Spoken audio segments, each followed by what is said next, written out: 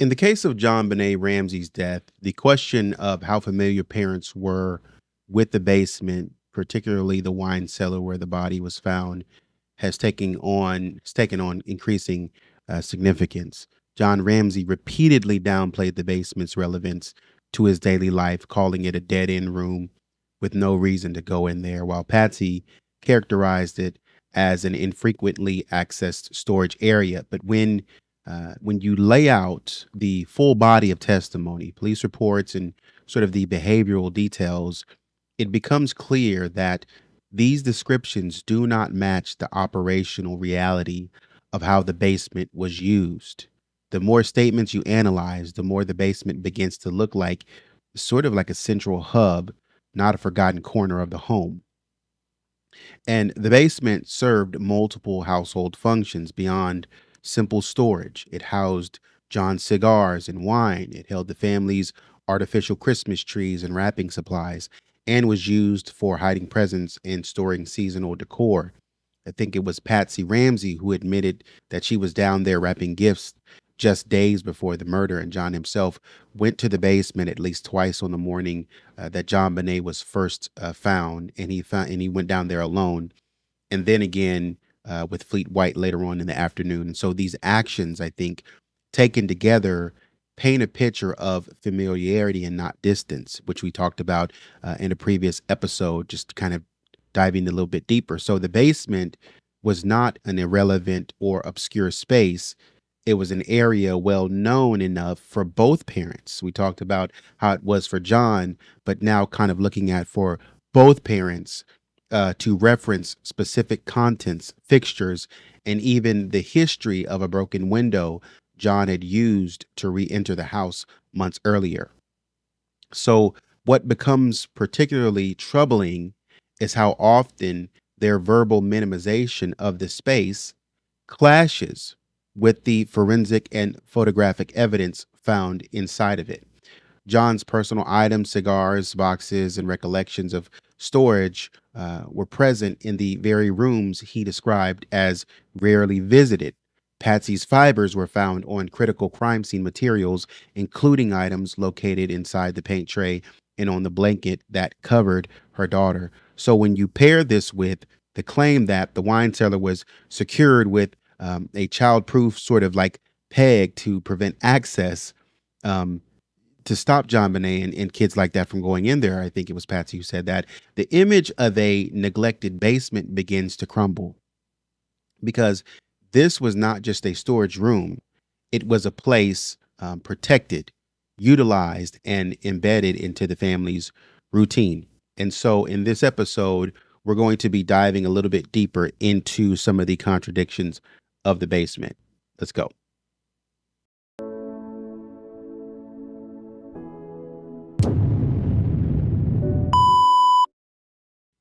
So, as I said before, in this episode, we're going to be exploring sort of dimensions of the basement within the Ramsey household, sort of walking through the details from the various sources to see how frequently it appears and whether that aligns with John Ramsey's claim or even Patsy's claim about its usage. So, in 1998, um, in an interview, John Ramsey made a direct statement regarding his personal use of the basement, noting, he said, "I just rarely went to the basement."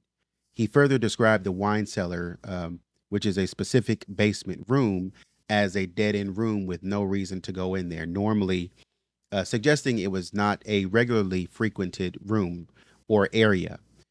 He also stated that lights in the basement were not at all unless it was just accidental. And I think the basement was pretty dark. So when he's kind of saying like they're not an all unless it's accidental or anything, I think what I'm confused about a little bit is the lights in the basement in general. John said something to the effect that you would need, I think, a flashlight down there. And I think John went on to say that it would be tough to see one's way around at night due to the junk. Patsy Ramsey in 1997, she sort of echoed this sentiment for the basement bathroom, kind of describing it as infrequently used. Um, And so it's kind of dark down there. You need a light or a flashlight or something like that, unless you flick a light on or something or whatever. So, kind of painting the picture that it's dark. We don't go down there. We don't use this. Almost giving you the idea, if you're thinking about this in the context of the intruder, giving you the idea that we this part of the house, we probably wouldn't use this. And it's this dark dungeon that nobody goes in. The kids play in it sometimes, but we watch them play in it, and we don't really allow them to play in it a lot, right? So, but the problem comes in when we look closer at the details provided by both John and Patsy, as well as police observations that paint a more nuanced picture of the basement's role and its mentions. So, when we think about John Ramsey's own habits and his knowledge of the basement, as he kind of recollects in 1998, he revealed, as we talked about before, he revealed that he explicitly kept his Monte Cristo cigars, which he described as Cubans, in the basement because it was kind of humid there, placing the cigar box on a paint can. He also goes on to explain that the wine cellar was one of the few areas in the house where he would store cases of wine and cigars. Furthermore, in I think it was 1998 still, he directly stated that they usually kept all of the Christmas stuff in there, referring to the wine cellar room, including Christmas trees and lights. And he further elaborated that he and Patsy certainly would have been in the basement during the Christmas season for wrapping presents and storing them.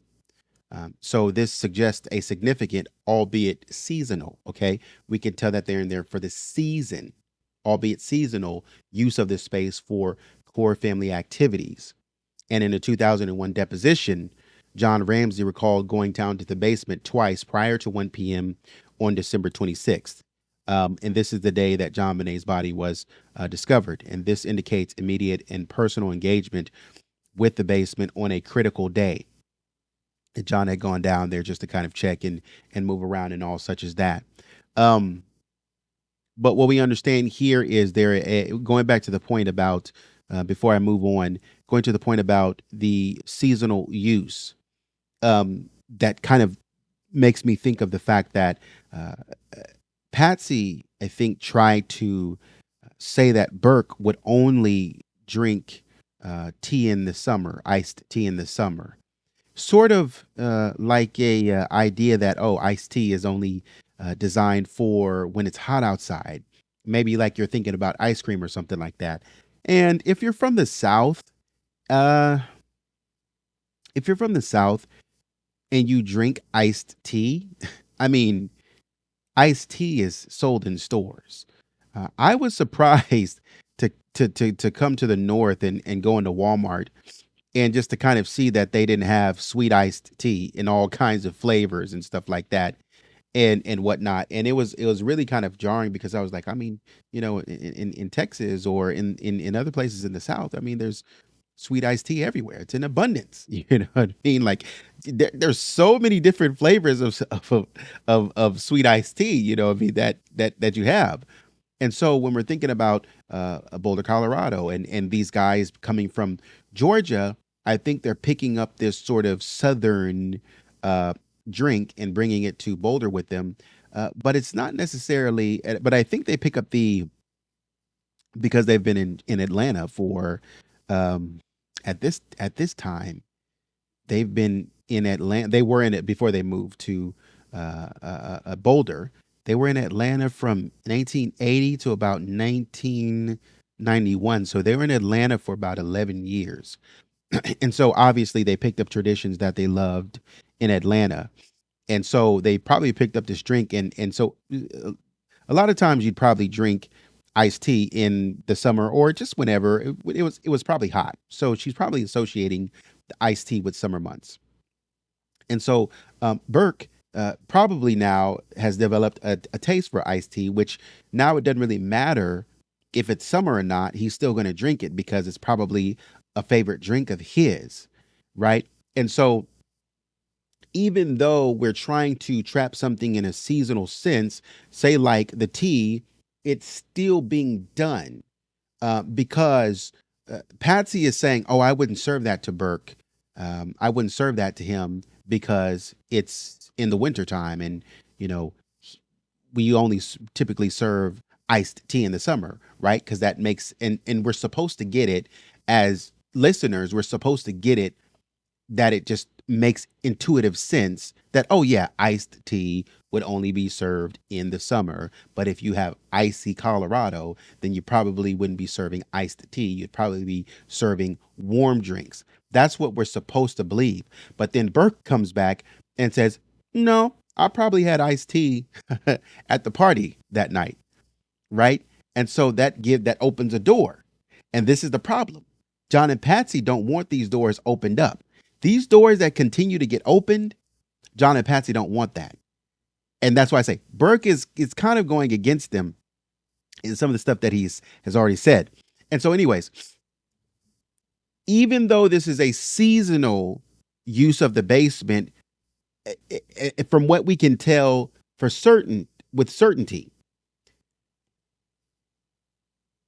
there is a lot of traffic and there is an opportunity for things to be done, for people to be in places that connect well with what happens in this crime to JonBenet is, I think, what needs to be highlighted and set above here is that, yes, they were there. Anything could have happened in this basement, and they could be connected to it just based on the idea of not necessarily guilt, but based on the idea of proximity, right? So we need to hold that. And so, because I know that John was offended, he was mad that people would even be considering him, but just based on the idea of proximity, we would consider you, right? In everything that you have, we would consider you. So let's move on. In John Ramsey's 2001 deposition, he acknowledges making not just one, but two separate trips to the basement on the morning of December 26th. And to me, this is a critical distinction because it raises questions about what his intentions and his actions were during that first trip, right? We talk about, and before I move forward, we talk about how John Ramsey was making his way through the home. He had gone up, I think he had mentioned he had gone up and he had, help from one of the officers going through some of the rooms. But where it kind of got fuzzy for me is when he went to Burke's room to kind of check. And this is, I guess, the time when he was gone for that hour and a half, that extended period of time. And I was asking myself, well, you were going around the house with the officer upstairs. What happened to the officer? Why didn't the officer follow you into Burke's room when you started looking out of the window with goggles and looking across at the Barn Hills home and looking down on out on 15th Street and looking at I can't remember the name of the street, but looking to the street to the left and say, oh, I see a car passing here, or I see a white truck in the alley back here. Why wasn't the police officer accompanying you here? And so John has gone down to the basement. He's made a first trip to the basement, I think, while the police are there. And he just kind of going through the house, right? You wonder, what are you doing? Why are you moving through the house by yourself so much? You guys call friends over to support you and you walk away. Why are you moving through the house so much by yourself? John is just like walking through the house, and his excuse is, I can't sit still. It would drive me crazy. But John is just walking through the house. And the argument can be made that it's not a crime scene yet, in the sense of it's not a murder investigation, of course. So, some people would probably side with him and say it's okay for him to walk throughout the house, and he was ordered to do so for this reason and the third. I get that. I don't have any qualms against that. I'm not going to fight against that. I don't agree with it, but I'm not going to fight against it. But I just don't understand for the life of me John is moving through the house by himself. Why is that? So, anyways, he goes on his first trip, and on his initial descent, he claims to have been looking for an open window or any sign of forced entry, suggesting that even before the body was discovered, he was in investigative mode. Yet, this was prior to being explicitly instructed by police to search the house. So, again, we ask, what prompted John to go downstairs of his own volition, right? What prompted you to go on your own investigative search? The activities during the first round of John going downstairs are especially suspicious when compared to his later statements. According to his own account, he didn't find anything abnormal on his initial sweep of the basement, right? However, in later interviews and depositions, John retroactively assigns significance to things he previously dismissed. This retroactive awareness, paired with his decision not to alert detectives immediately, might undermine his credibility with me. If something seemed off enough to go looking for a break-in, why didn't he relay that urgency to the police in real time? Right? Instead, because you have Linda Arndt saying, okay, whatever you know, let me know. I got you hooked up. Whatever comes through this phone, we're going to hear it. Instead, John returned upstairs and kept crucial information to himself. Right? And in specific, we're talking about the cigar boxes being turned over and knocked down and things of that nature, close to the wine cellar room and all such as that. In a 1998 interview, he describes his first solitary trip to the basement on the morning of December 26th. Said it was driven by his attempt to figure out how they got in. And during this search, John says he observed that the door was blocked by a chair and boxes, and he moved the chair to get in. Now, I'm not necessarily sure what door he's talking about. I don't know if he's talking about the main basement door or if he's talking about the wine cellar door. I'm not certain of that. So I'm kind of a little confused by that. But he also noted that a window was cracked open and had a large suitcase underneath it. And so he goes on to say that he even closed the window and latched it. Importantly, he recognized the broken pane of glass as something he had caused himself months prior when he was locked out of the house and used the window to gain entry. And he mentioned the suitcase, which he thought belonged to his ex-wife, had been taken downstairs for cleaning and just kind of set in this room here on a landing in the hall area. Now, his detailed recall of these specific features, their locations, and past interactions suggest a level of familiarity that goes beyond merely rarely visiting the space. You know the cigars are down there, and you know where the cigars are supposed to be. You know this suitcase of Cindy's is down there and why it's down there and where exactly it's sitting. But when we ask you what was out of place, we can't get a real answer, a straight answer.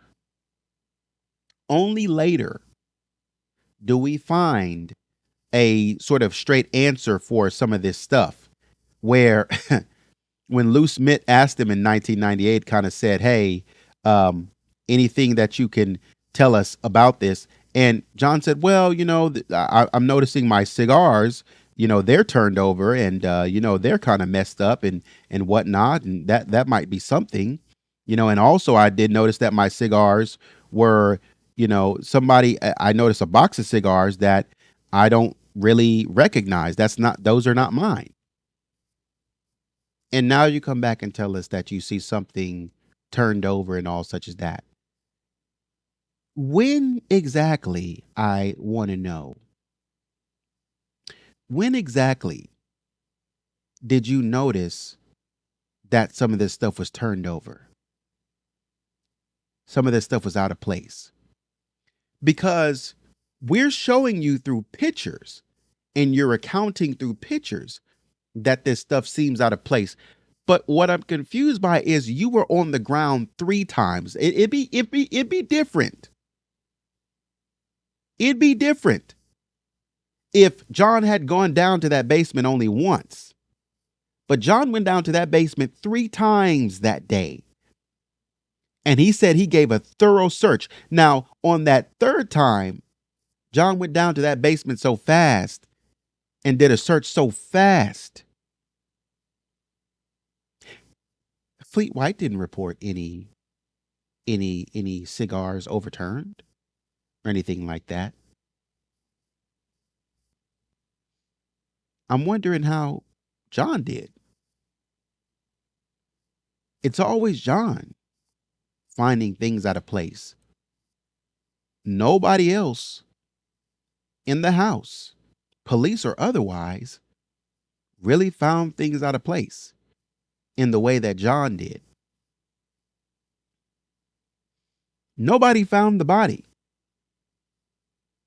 like John did. The recurring theme is that, and this could be of no consequence to anything, but it seems to be a recurring theme that John is Johnny on the spot. Forgive me. Sorry. John is Johnny on the spot for everything. How? When you do something like that, people begin to question you. They begin to ask, wait, how are you here already? And somebody tries to make an excuse and say, oh, well, I was in the area, and so I just showed up, and something fell off. Yeah, but you were over here in this space too.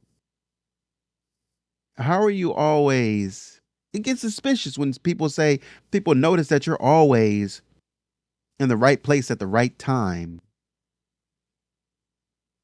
Some might say that it seems as if you're controlling a narrative. I mean, I'm not saying that. I'm just saying that some people might say that's what it seems like. I mean, but who knows? But anyways, we're talking about, and before I move on, I do find it funny that Cindy would have a suitcase. Of course, the suitcase would have been brought over by John Andrew or Melinda. We get that. Or Beth, obviously. But the suitcase would have also been taken back, right? You don't bring a whole suitcase down and forget a suitcase. I need a suitcase to get back. Even if John Andrew brought it down to go to college, right? Even if he brought it down to go to college and just left it at mom and stepmom and dad's house, at dad and stepmom's house. When you go out of town, right, you gotta take your suitcase back. Maybe Cindy's like, hey, babe, John Andrew, you got my suitcase at your dad's house? Please bring it back to me. Why is Cindy's suitcase at your house? That is very odd to me. I'm not saying it's important, but it's just odd in terms of a family dynamic. Like, what do y'all have going on here? So anyways, John takes matters into his own hands. He closes the window and latches it without going and telling the police that the window was open and had a problem. He goes ahead and latches it and just says, oh, no big deal. I'll make a decision to say, oh, I locked myself out of the house months earlier, so that's not important. I will tell you what's important to this case, and this window is not important in the context that, if I were to tell you this window is not important. So John has already made the decision for the police. And so let's move on. John elaborates in 1998 on going into the basement by himself and finding a window slightly ajar. He states that a chair and some boxes were blocking the door, and he had to move them to enter the room. This detail is huge. It shows premeditated behavior to access part of a house he deemed important, yet none of this was conveyed to Detective Linda Arndt when she asked him to search the house. He didn't say, "Hey, I already found this stuff earlier on when I went down there, by the way." He conveniently forgot that. You already knew this information, but instead of going and telling Linda, you just didn't tell her. Something is very off about that to me. Something is very weird about that to me. Why would you not tell Linda? Something that you already knew, something that you already found ajar, something that you already found off. Why would you not tell Linda that? Linda is asking you questions. Linda is setting you up with as she's setting you up, because you've already been downstairs, think once or twice. You've already been down to the basement once or twice. Why are you not telling Linda, "Hey, I found something"? Your best friend, if you found this window cracked and ajar, your best friend is walking up saying, "Hey, John, take a look at that window." And instead of saying, "Yeah, man, that's, you said that's something that I did last summer," instead of saying, "Yeah, man, I was down here earlier and that's what I saw. Do you think I should report it to the police? Or you think I should, maybe that person used that?" It feels like something's being held from me. Something's being hidden from me intentionally. So the fact that he discovered a cracked window and decided to close it himself without telling the police immediately is especially damning. Rather than flagging this potentially critical evidence of a break-in, he chose to manage the scene himself. And this behavior, I might say, sets a precedent for obstructing the investigation, possibly altering the crime scene unintentionally or otherwise. You're obstructing, you're in the way. Tell the police what you know. It also reflects a pattern. John repeatedly takes investigative matters into his own hands while withholding pertinent information from law enforcement. If somebody snuck out of that window, tell us. Please, for the love of God, tell us. Further, in 1998, John Ramsey recounted a second trip to the basement with Fleet White, I think following Linda Arndt's instruction. Okay, so there was 2 times and not 3. Following Linda, okay, so Fleet went, John went, and then the second time. Okay, and that would be a 3rd time in total. Fleet White went with John this time. And Linda Arndt, her instructions were to go through every part of the house to see if you see anything that's unusual. And so John chose to start logically, as he says, logically from the bottom up. He showed Fleet the broken window, explained his past break-in, and they looked for glass fragments, finding a few fragments of glass, not enough to indicate that it was a fresh break-in. After this, he went right to this room, as he points in the investigation, in the interview, pointing to the wine cellar, where he pulled the latch door open and immediately saw JonBenet. If you have determined, I still don't understand, if you have determined that you broke the window months earlier, why would you expect glass to be down there?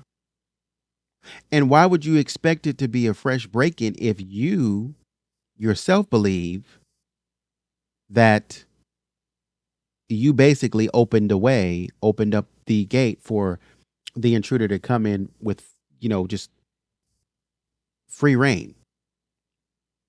It's like me saying I left my car door open and I expect for my car my car door lock to have been jimmied somehow.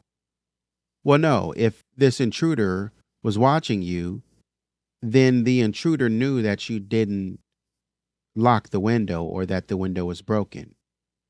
So you wouldn't find any glass fragments down there. And even if you did find glass fragments down there on the ground, that would just be indicative that Patsy never got Mervyn and Linda to come clean up after what you had done the previous summer. So why would you get down and look for glass fragments on the ground? Number one. Number two, when you say a few fragments of glass, not enough to indicate that it was a fresh break-in, whose call was that? That call is Linda Arndt's call. That call is the call of the police. Because if you're saying to the police, I went around and checked everything. I went around and checked all the doors. And then you find a place where there's a potential break-in, and instead of bringing the police in, you have now put yourself in position of law enforcement and said, oh, I'm not going to tell them. This doesn't constitute a fresh break-in. Something about that just makes me angry. Because I don't want to call it, I don't want to say it has anything to do with being rich, because it doesn't. But there's a certain level or an air of arrogance that comes into play when somebody who is not in law enforcement finds something that would be very useful to law enforcement, but tells law enforcement, oh, that's not important. It's almost as if somebody is like throwing something behind the door and closing the door. And when the police come to the door, say, hey, do you mind if we take a look in that room just to be thorough and clear the room? Oh, there's nothing in that room. You don't need to go in there. It's just a bunch of junk. I've already checked in there. And the police are like, we know, but we just want to make sure that we check. It's our job to check. No, I understand. I get it. I'm just saying that there's nothing in there. Step aside, sir. We need to check the room to clear this house. Please. That's what it's giving. So John's behavior becomes even more suspect when he talks about checking for the broken glass to determine whether the break-in was fresh. His remarks that there was little glass suggesting perhaps the window had been broken earlier. The implication here is that the break-in may not have been recent, possibly even dating back to the summer, which aligns with prior claims that he had broken the window himself to gain entry months earlier. What complicates this is his awareness that Patsy had not gotten the window fixed. If he knew this in advance, why would he expect to find evidence of a fresh break-in? Why crouch down and scrutinize the window at all? The contradiction suggests either that he was feigning discovery for optics, or that he wanted to cement a narrative of forced entry without being forthcoming about prior damage. His actions appear to me designed more to shape a story than to report facts. I'm not saying that this was his intent. I'm saying that based on the facts here, that's what it seems like. It seems like that's what's happening here. Based on the idea of, I mean, if you know Patsy didn't get this window fixed, and you know this is you, why would we even consider? If that's the case, we still don't know if the intruder came through that window. So why even bother telling us that? That didn't make sense. Because you have no proof. You have no evidence. I don't even know why Lou Smith crawled down in that window. Because we have no proof or evidence that the intruder went up or down through that window, except for a suitcase that can't hold anyone. Oh, the suitcase said here, Wouldn't have been a suitcase. It would not have been a suitcase. That suitcase would have fallen over. It would have been like a chair, one of the chairs that were found in the basement. Let's move on.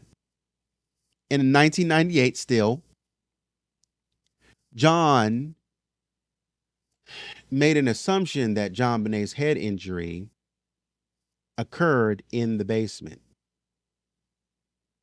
though he specified that this was purely an assumption.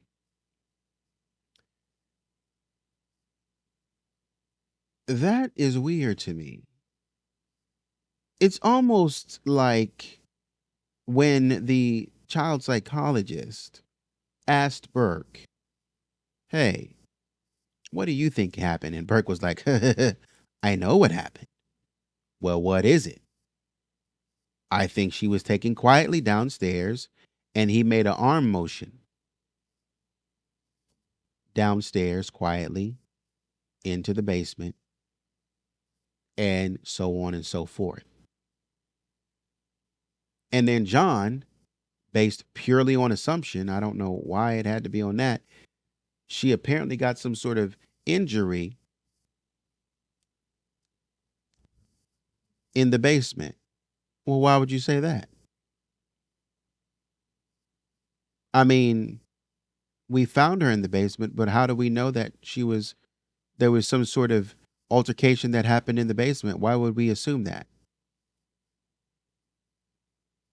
There could be times where an altercation happened in one place and just, the body was moved. What gave it my question is, what gave it away, that based on, why would you assume, right? Because you're a logical person, John, and the basement is the first logical place to check, right? Even though you checked it before already. You've already checked the basement. Why is that the first place you want to start again? Maybe logical if you hadn't checked it yet, but you've already checked that. And then now you're going to say, oh, it's purely an assumption. Moving on. Patsy Ramsey, her habits and knowledge of the basement. Let's touch on those. In 1997, in an interview, Patsy Ramsey confirmed that the big artificial Christmas trees and other Christmas decorations were stored in the cellar room. And she had asked her cleaning lady, Linda Hoffman, and her husband Mervyn to put the decorations and stuff like that out for Thanksgiving. And so this highlights that the basement's recurring role in the family was there for holiday traditions and stuff like that. Furthermore, in 97, Patsy stated that she was personally in the basement on both December 24th and 25th, wrapping presents. And this demonstrates her direct and recent use of the basement just before the incident. The problem, I fear, comes in when you did tell your cleaning lady and her husband to go down there and pull up some stuff for Thanksgiving. But you didn't tell them, hey, we have a broken window. Make sure, because what you guys had I believe and maybe that was the year before. I'm blanking on that. But you guys had a house tour, right? And I think maybe the house tour was because I was going to say, if you guys had a house tour, you would want that window fixed, because you're going to really the thing needs to be in tip top shape. If you're going to have everybody there, kind of coming through the home and stuff like that. But maybe that was the year before, maybe because I'm blanking on that. So, I don't want to, I don't want to try to, I don't want to try to push that too far, but it's not a big deal. But my point is, you had Linda and Mervyn down there for a reason, right? You had Linda and Mervyn down there to handle the Christmas decorations. Well, while they're down there handling the Christmas decorations, can't you get them to fix the window? I mean, because apparently, according to John, he's told you about it, right? Hey, Patsy, can you get that taken care of for me? Yeah, babe, sure. But even when you had them down there, And I can see the rebuttal to this is, oh well, maybe Patsy just forgot. Sure, fine, no big deal there. But I just think it's funny that Patsy had them down there for her purposes, but forget the main point and fix the window. By 1997, Patsy Ramsey had confirmed that she was down in the basement. In her interview, she had confirmed that she was down in the basement wrapping presents before the murder. And I think that this small detail holds massive forensic weight when we later learned that her fibers were found on the crime scene, or fibers similar were found on crime scene materials. And if she had worn her Christmas party outfit while wrapping gifts earlier in the day, the fiber transfer could make sense. That is, if she was wearing that red jacket all day while wrapping presents, then the transfer of, things like that would make sense. And you're down there in the basement. However, though, no timeline provided in what we see confirms that Patsy was wearing the same outfit that from that morning through the party and into the night. So while you are downstairs rapping, we don't see where you were wearing this same red sweater all the way through, opening presents, making breakfast, and then going downstairs to wrap gifts in the meantime while the kids were upstairs handling their business. And another thing just hit me. If Patsy is confident enough to go downstairs in the basement and wrap gifts while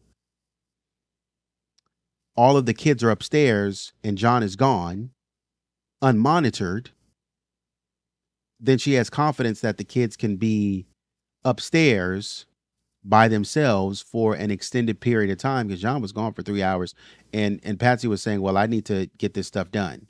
Kids can take care of themselves. Just gonna throw that little nugget out there. But anyways, Patsy is saying, um, I didn't wear this while I was wrapping gifts. So whatever material that we're talking about didn't come from me. Right? If she had changed clothes for the party, my question then becomes, if you changed clothes for the party, you're maybe wearing something else the morning of, which I think she was. I think she was wearing a as we can see in one of the pictures, she was wearing I would say like a black, I don't want to say polka dot dress, but like a black and white dress, I think. And John Benet was wearing her pink pajamas. And maybe I should kind of look it up. Her last photo, I think it was. They call it the last photo. And JonBenet's in her pink pajamas, I think, or maybe not her last photo, but one of her last photos with Patsy. Let's say one of her last photos with Patsy Ramsey. And I'll give you a second to look. Maybe that's a robe. I don't know I don't know what this pattern is, but you can tell Patsy's up, fresh faced, no makeup. Um, it's the morning time. She has her jewelry on. Uh, there seems to be, and I didn't notice this. Patsy's wearing this is a robe, is what it looks like. She's wearing a black robe with white sort of um, accents of some kind, or dots of some kind, with the sleeves rolled back. She's holding JonBenet by the arm, by the right arm, and JonBenet is smiling. JonBenet has her Jesus piece on, her necklace on, and she's in her all pink pajamas. And um, mm. When you look at this photo, it's really sad because you see the liveliness of JonBenet. That morning, she has the ring on her right finger, I believe it is. Patsy has her left hand around JonBenet's leg, and JonBenet is so small. You can see her little hand beside Patsy's. Patsy's hand is like 5 times John 5 times the size of JonBenet's. It looks like I'm exaggerating, but on the opening, there's an opening at the bottom of Patsy's robe and slightly at the top to where you can see red and white stripes. And at the top, you can kind of see sort of like it almost reminded me, I almost thought, but basically, under Patsy's garment or under the robe is something, some sort of red and white striped garment that she's wearing. I almost thought it was the American flag, like a American flag garment, but it's not. But anyways, the point is, Patsy was not wearing this red sweater the morning of, and she probably didn't put that red sweater on until later on that night. So when she was wrapping gifts, she was probably wearing this robe, this black and white polka dotted robe. I'll call it that. I'll just for the sake of this, she's probably wearing that black and polka dotted robe to wrap presents. And she probably didn't put on her clothes until probably like an hour and a half, maybe an hour, maybe 30 minutes ahead of time to go to the White House. So when we talk about somebody being down in the basement with this outfit, it is very controlled. It is a very controlled timeline that we can push up and say, if Patsy was wearing this, or maybe she had got back from Pasta J's on Christmas Eve, and maybe she was wearing it on Christmas Eve, and then got home and packed, packed or wrapped some presents the night before. Maybe that's the case. I don't know, but in that case, that would be there too. But barring that scenario, either Patsy was wrapping gifts in this red sweater and black pants, or not even the black pants, but the red sweater on Christmas Eve down in the basement, or someone was down in the basement with this red kind of material similar to her sweater after they returned home from the Christmas party. So if she changed clothes for the party, we do wonder how the fibers from the specific outfit ended up on JonBenet or the objects used to bind JonBenet. The lack of a coherent wardrobe timeline does open the door for the possibility that those fibers were transferred during the commission of the crime, not through innocent pre-event contact. However, because no timeline is provided, we can't necessarily kind of make that assumption all the way. In a 2000 interview, Patsy Ramsey reiterated that her painting supplies normally kept in the butler's were normally kept in the butler's pantry, but were transferred to the basement by Miss Hoffman Pugh around the holiday season because they needed that space. She confirmed that she never painted in the basement and never hauled it up and painted or anything after it was moved there. So apparently, as we know, the painting supplies were supposed to be in the butler's pantry where Patsy would have room to paint. I don't think there is a shade or window shade or like any blinds on the butler's pantry that I can remember. I think there's a glass pane on the door. You can see right through the glass. Maybe not. Um, But it would seem as if Patsy's back was to that, or maybe that door is being blocked. But the access to the door, because John kicked the door when he thought Patsy was seeing somebody else. And so apparently at that time, Patsy's art supplies weren't there, which is interesting. But, anyways, her supplies were sitting in the butler's pantry.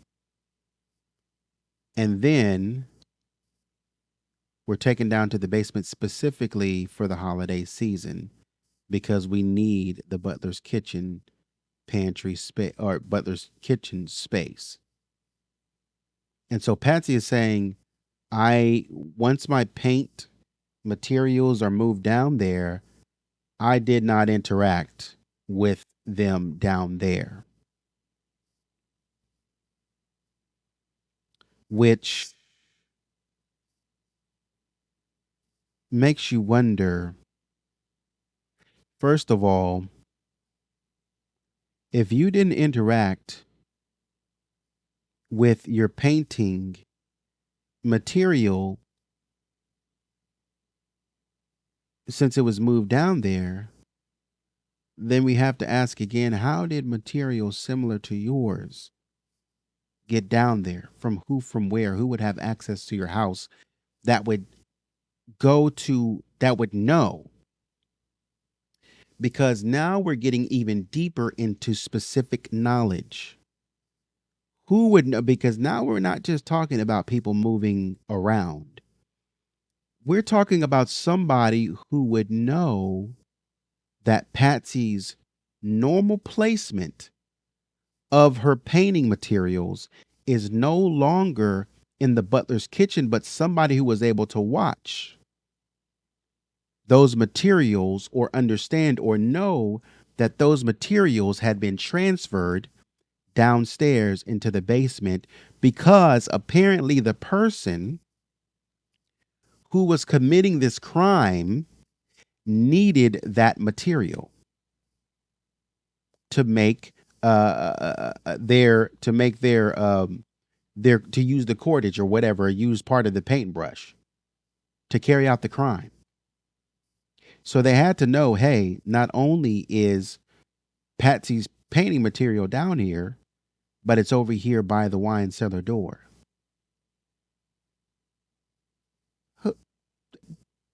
Are you tracking with me here? If you're not tracking with me, this is what I'm saying. This is a very specific thing that would have happened. Very specific thing that would have happened. Does that make sense? This is very specific, where this person had to be Patsy, had to be in Patsy's mind, or had to be someone closely associated with Linda Hoffman Pugh. Right?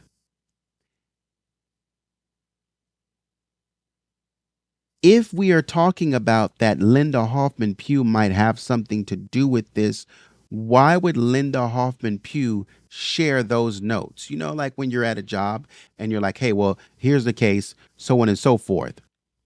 And you kind of say, there are times in crimes where, and I've seen it. There are times in crimes where somebody works for a job or something like that, and I've seen where they were kind of setting the owner up, because I think there was a guy who, and I'm specifically talking about a guy who owned an insurance company, and the secretary, he wasn't supposed to be there on Saturday, and the secretary kind of set him up, knowing that, he wasn't supposed to be there. So she was like, hey, he's got money in a safe back there. You guys just kind of go back there and kind of do your thing, take the money out of the safe. But what happened was, and what the criminal, what the kind of, the suspects were saying was, well, we didn't expect him to be there. He kind of walked in on me, and I was like, what the heck? I saw a door turning. I heard a door opening, And I was like, what the heck? Nobody's supposed to be in here. And he kind of just walked in on me, and I told him to sit down. And things just went left from there. So that I imagine this to be the kind of case that we would be talking about in terms of Linda Hoffman Pugh passing off notes, right? To the person that she's planning to have in, and have them come in and take over. But why this note? Why would this note be passed along? For what? What's that for? Because either we're talking about that this is an inside job, or Linda Hoffman Pugh is very specific about wanting this cordage, or a piece of cordage, used in tandem with Patsy's paintbrush. There is a specific use for that. And that would indicate, if it's Linda Hoffman Pugh, that would indicate that there was intent to cause some sort of harm. There was an intent to do so. They knew from the beginning what they were going to do. And so, again, this was never targeted at John Ramsey. If that was the case, this would have never been targeted at John Ramsey. John Ramsey, you cannot say confidently that John Ramsey is the target. He's not. Neither was Patsy. You see how this goes back and forth? Because in one case, we talked about one of the last episodes with the red fibers of Patsy's. Oh, well, dang. If you have two criminals who are, one is dressing up in a shirt similar to John, and one is dressing up in a shirt similar to Patsy, to spread these fibers throughout the house, and then they started off on a letter that says, "Dear Mr. and Miss Ramsey," that would seem that John and Patsy are the target here. But we have paint supplies that have been moved down, and whoever this intruder is able to track those paint supplies downstairs to the basement to use them.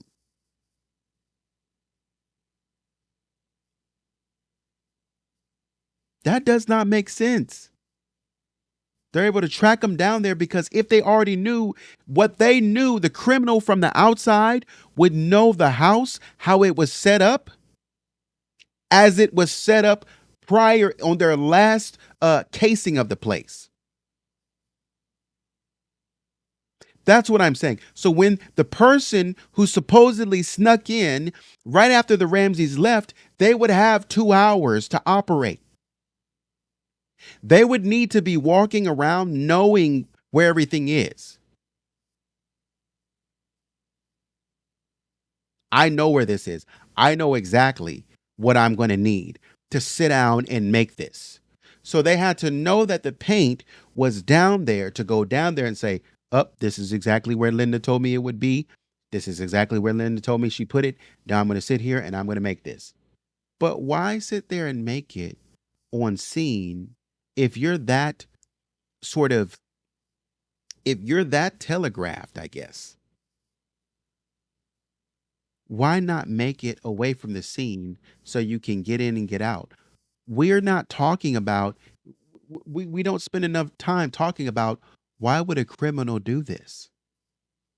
Why would a criminal show up to the scene to pick out things from the crime scene? If the crime is this, if the strategy is this elaborate, this takes pre-planning. You would not ever in a million years show up. If somebody's going to rob a bank and it's a big elaborate scheme to where they want to take millions of dollars from the vault, they're not just going to walk in there. No smart criminal is just going to walk in there and say, "Open the vault.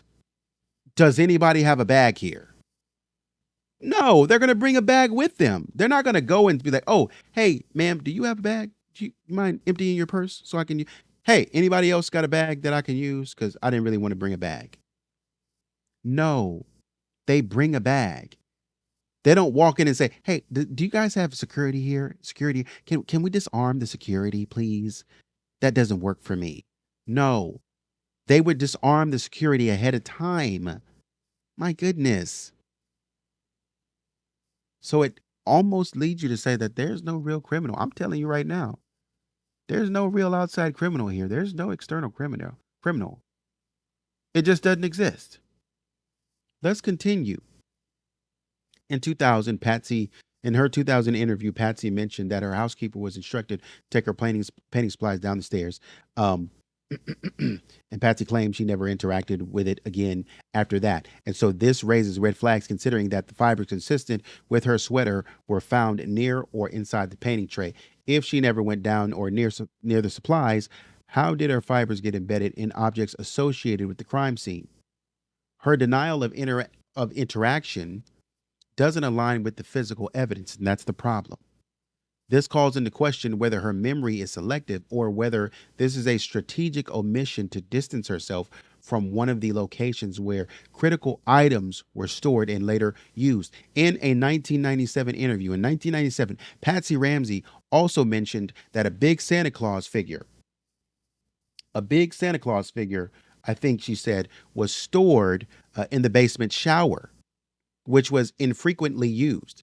She also noted that a peg on the cellar door could be flipped down just so the kids wouldn't get in there.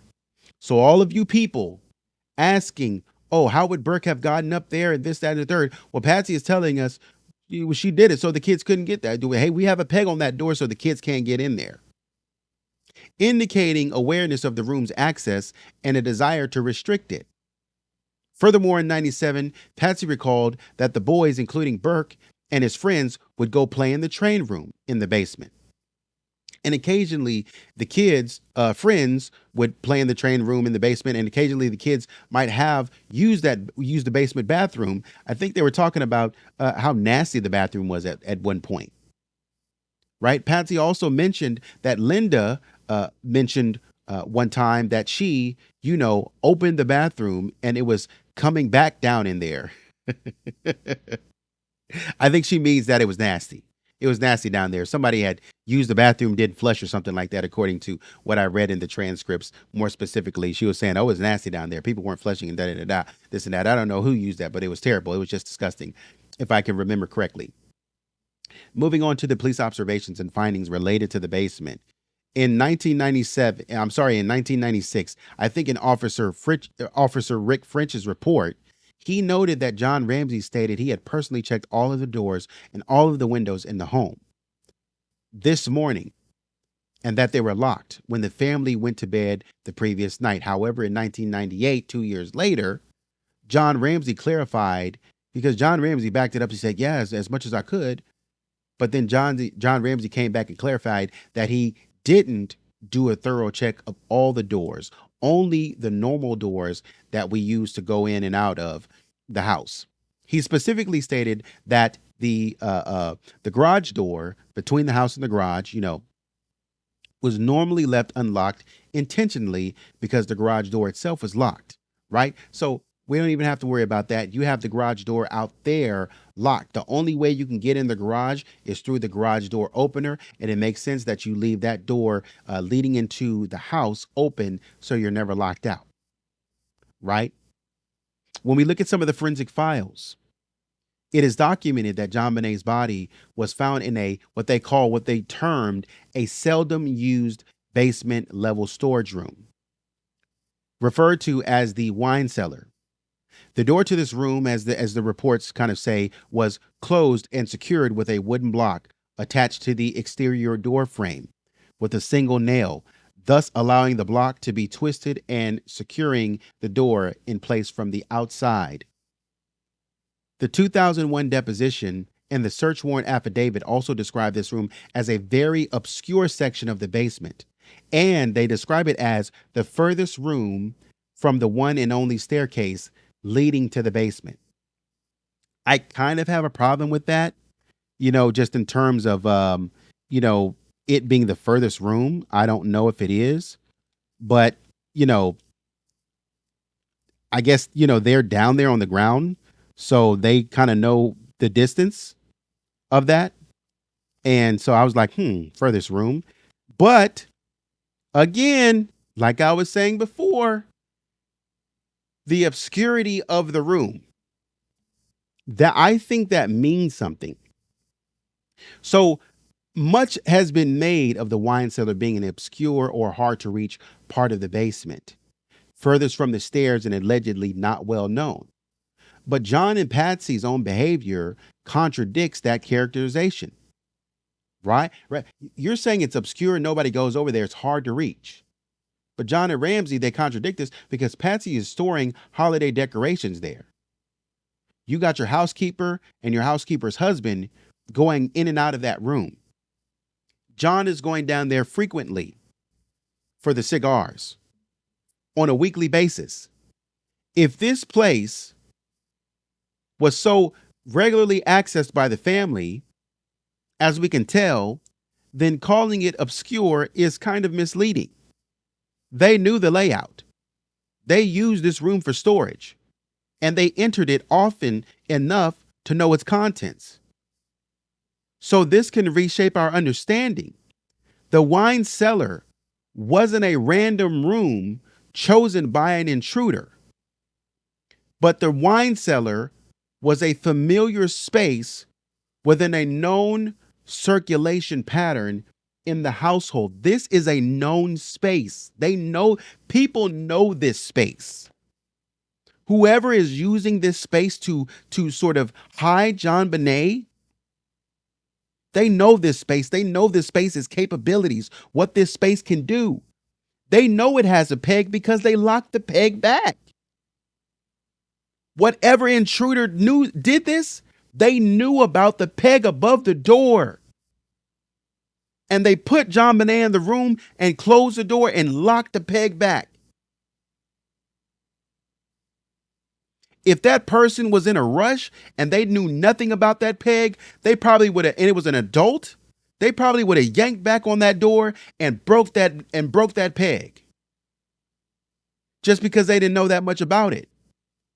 But whoever this person was showed no known damage.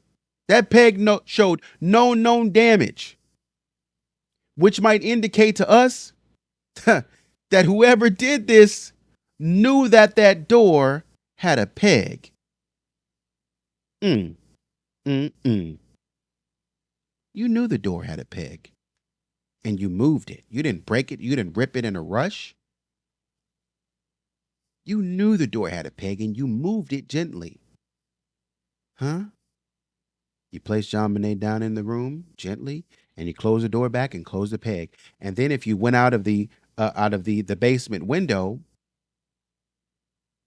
on the suitcase, as it's claimed, they closed the window so tight that it was only open 1/8 of an inch.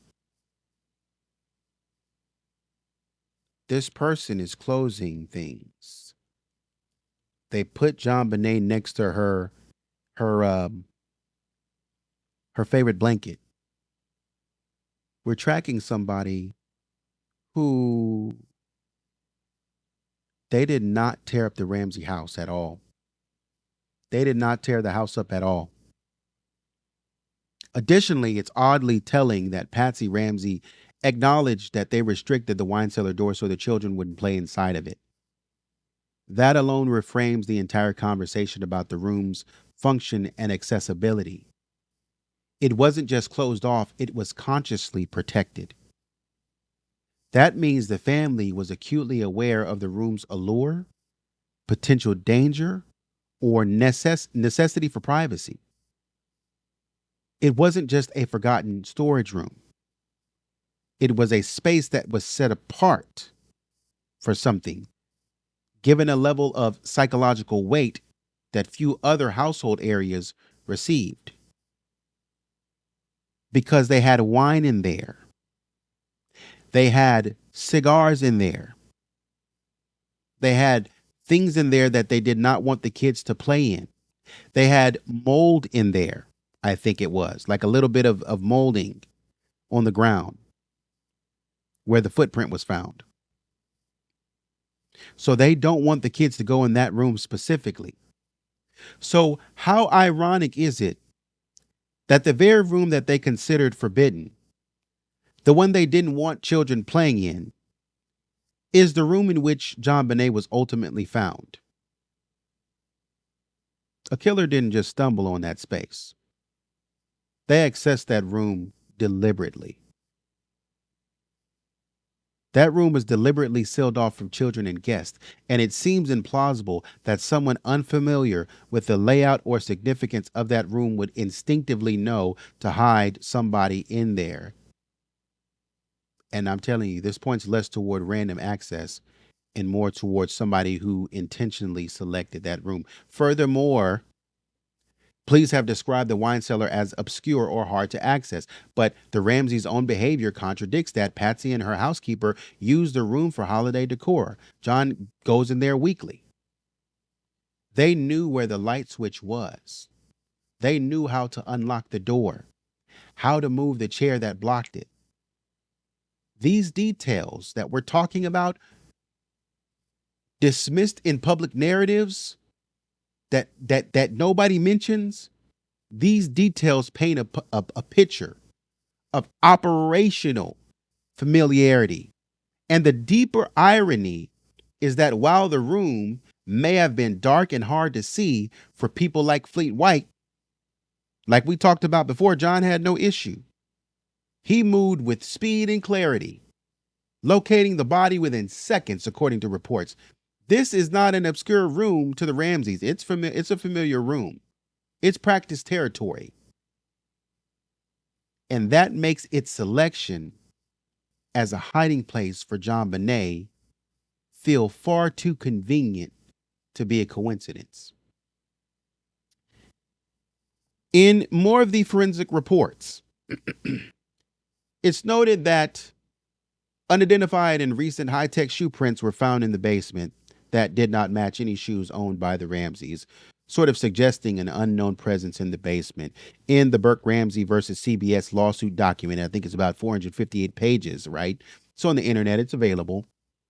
It stated that John and Fleet White first searched the playroom and observed, among other things, a broken ground level window and a suitcase beneath the window that was normally stored in a different place. And this, of course, aligns with John's personal account.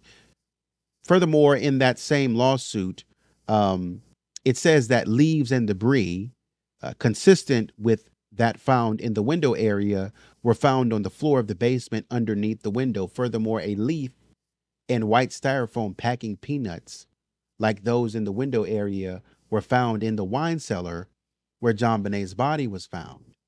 And this indicates, as they're trying to tell us, a direct link between the broken basement window and the location where JonBenet was found. They're telling us, hey, the person snuck in this window and they carried the styrofoam in to the house, right? In the CBS lawsuit, Burke is claiming that there were leaves and debris under the broken window. That's intriguing because neither John Ramsey nor Fleet White ever mention any such debris in their statements that I can tell. Unless those are in sealed documents, neither John nor Fleet, the people who actually got down and said, hey, we were looking for this and that, I don't see them mention anything, and I could be wrong, but I don't see John or Fleet mention anything about styrofoam packing peanuts or debris being found around that window. And Fleet says he couldn't even find the light switch to enter the wine cellar to even see if the debris tracked through. Look, let me tell you something. Are you trying to get me to believe that there was lone pieces of leaves and debris right in front of the window and then one lone packing peanut that was in the basement and one leaf that was in the basement? That's what you're trying to get me to believe. To try to tell me that this person, because what you're trying to tell me is that this person, listen to what you're trying to tell me now and see if it makes sense. This person snuck in the house through that window and immediately went to See? And immediately, let me finish my statement. And immediately went to the wine cellar. For what? For what? They had the house to themselves. They knew y'all were gone. Why do they need to go directly to the wine cellar? For what? But you're giving yourself away now, aren't you? Because this person would have had to known in a dark basement, the first place they went was not around the corner, because we don't see any leaves or packing peanuts around any of those corners that's reported. See, all right, when you get caught in something that don't make no sense, because wouldn't there be a bunch of packing peanuts and leaves on the way, like a straight line on the way to the wine cellar and down that hallway? If the leaves and debris stuck to the individual's foot, the way that that is being suggested, the person would have come through the training room and we would see leaves and debris, even around the corner to the left, in that front little pocket area, even further to the left in the other storage room, even in the washer and dryer room, and past that into that back storage room. There would be leaves and debris and styrofoam packing peanuts. But what we have is supposedly styrofoam and packing peanuts and leaves right in front of the window and in the wine cellar. Get that crap out of here. Bull crap. Bull crap. Because you're saying they went straight to the wine cellar? Didn't happen. Didn't happen. Didn't happen at all. And didn't leave any debris anywhere else? Didn't happen. No packing peanuts anywhere else? Didn't happen. And then you try to show us, oh, look at all this shuffling in front of the window where there's a bunch of debris. Didn't happen. There's no shuffling in front of that window. Barely noticeable. If anything, that window still has cobwebs in it. Nobody came through that window. Get the heck out of here. So how does Burke know? This becomes my next question. Burke, how does Burke know about leaves and debris? He was taken away from the house early that morning and never got a walkthrough of the house. He was asleep all night. And he said he didn't see anything. So if Burke has any information, his information has to come from a secondhand source. Or more controversially, had to come from firsthand knowledge he shouldn't have had. And this opens up a credibility gap in the narrative that the family is putting forward. How would Burke know anything about leaves and debris, sir? Your dad didn't say that in his interviews that we have publicly available. How would you know that? You didn't even, they woke you up, right? You woke up and you stayed in bed. You went downstairs into one room. You didn't go anywhere else in the house. Didn't see nothing. Didn't go down to the basement. Don't know nothing. That night, I just got up to play with a toy and I went back up to bed. Didn't eat a snack. Didn't drink nothing. Right?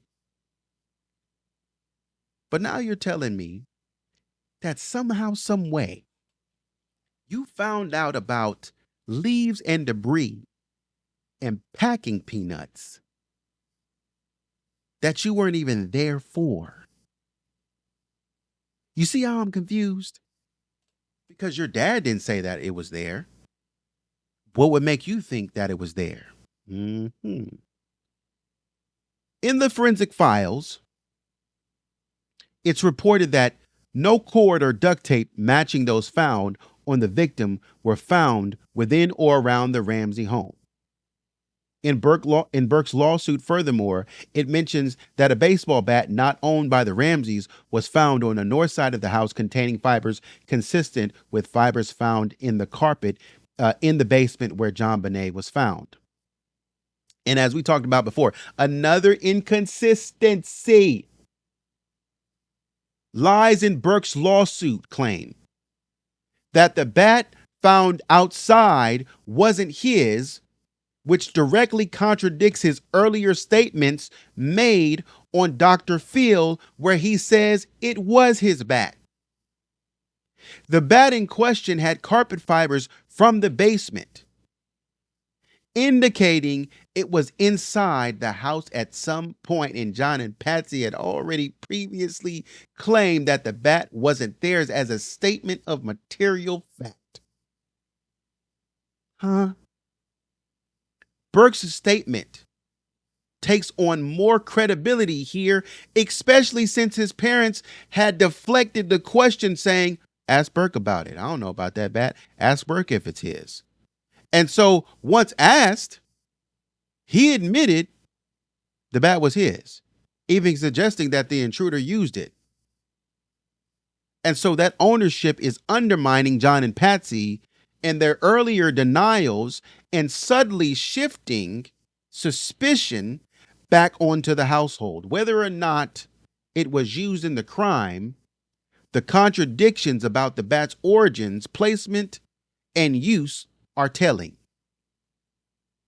In 1998, Detective Lou Smith asked John Ramsey about pictures of JonBenet in the basement, to which John replied, it was unlikely, as they kept photos in a study. Those some small pictures, not of her, were there because they didn't want them in the house. Moving forward, thinking about rarely used.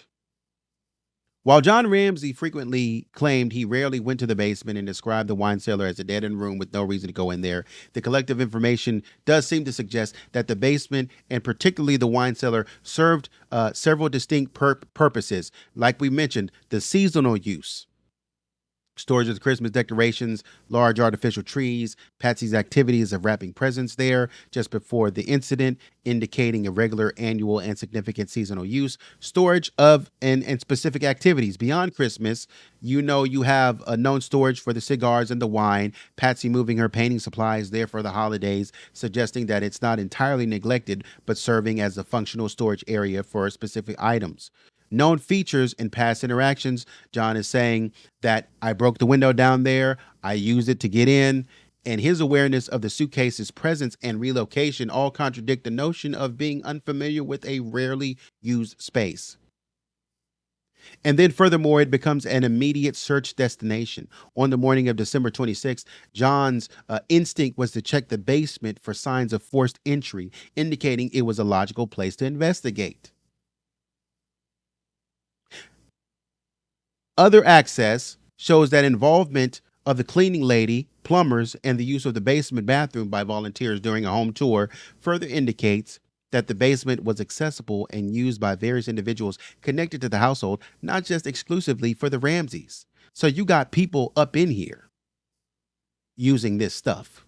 And I think that was a year before that they're using this, like that. Y'all use this. And so it has to be clean for people to come in here and use. So while John Ramsey's claim of rarely using the basement might apply to casual daily visits, the extensive mentions across the sources that we see highlight its regular use for specific important seasonal activities such as Christmas prep, storage of personal items, and its recognition as a point of entry or exit for the house, making it less rarely used than you telling me.